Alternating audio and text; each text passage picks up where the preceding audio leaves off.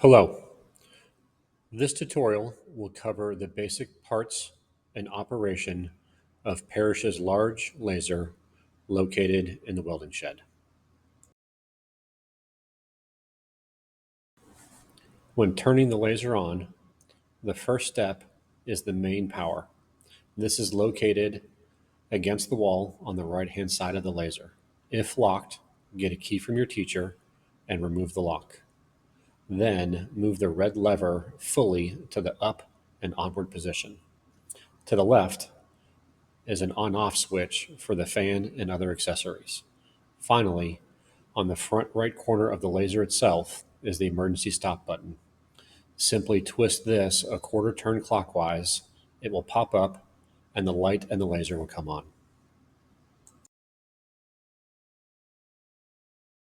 The essential parts of the laser can be seen here.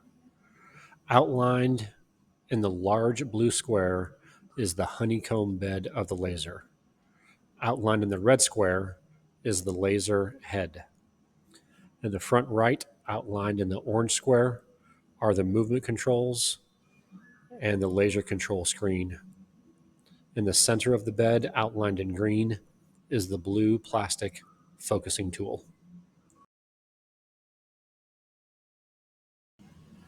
Once the laser is turned on, it will take approximately 60 seconds for this warning and startup screen to appear.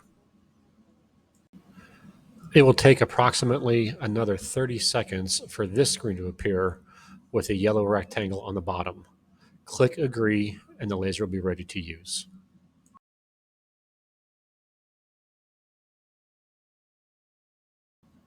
The laser control screen shows the movement controls for the laser. Around the blue diamond are the front to back controls as well as the side to side. If the blue diamond is pressed, it will change the speed from fast to medium to slow.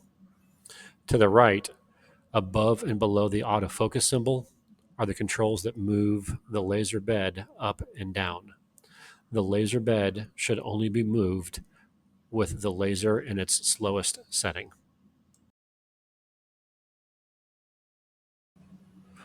On the table behind the laser is a plastic bin full of hearing protection if you should need them. To the right of the double doors that you entered is a fire extinguisher if it is needed as well.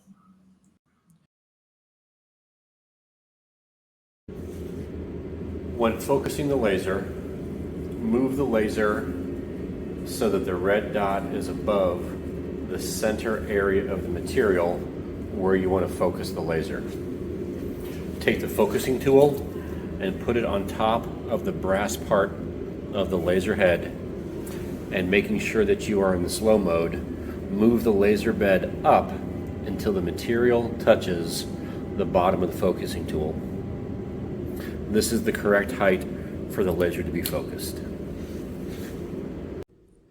To open up the laser software, simply open up Google Chrome. In the address bar, type in the number that is displayed on the control screen. For a wired connection, it is 169.254.27.112 and hit enter. That will open up the laser software. If there are previous projects, you can delete them.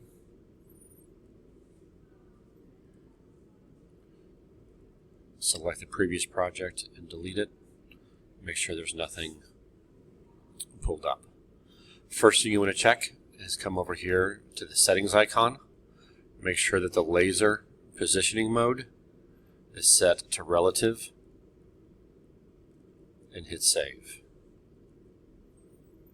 Next, you want to come over here and make sure that both raster and vector data are going to import. Click the white triangle and make sure that both of those are checked for vector content and for raster content. If you only need vector content, you can uncheck the line for raster. Once those both have been selected appropriately, come up to File, come down to Import and slide over to Image and Drawing.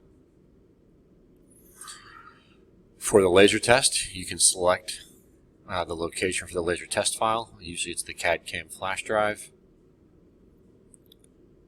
laser test file,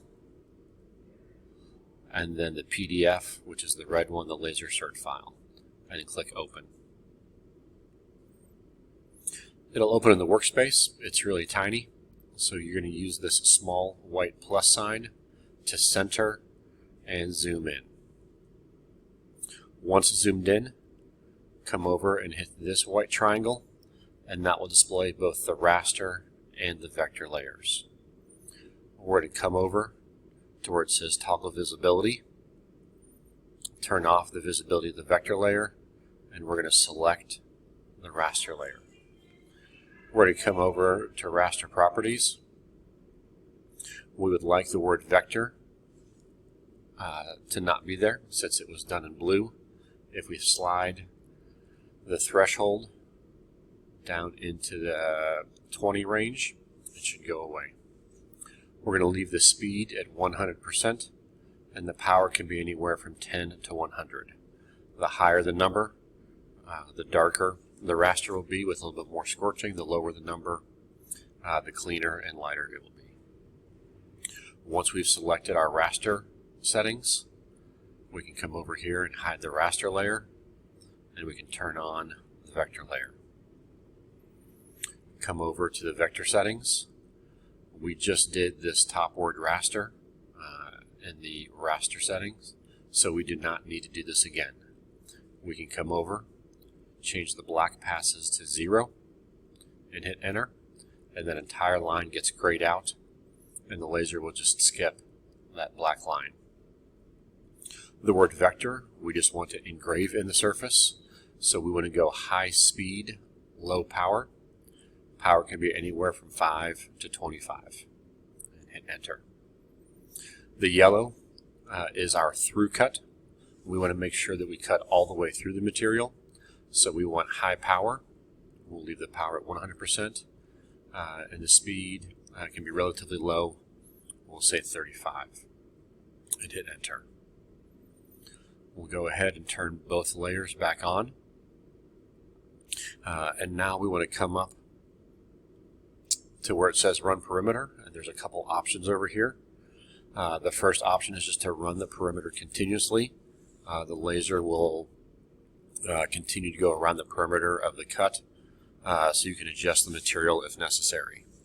You can also come down and select run perimeter one time, and that will just run the perimeter once. Once you have the material positioned where it is appropriate, once the laser has been focused, then you can go ahead, hit the play button, and it will run your job.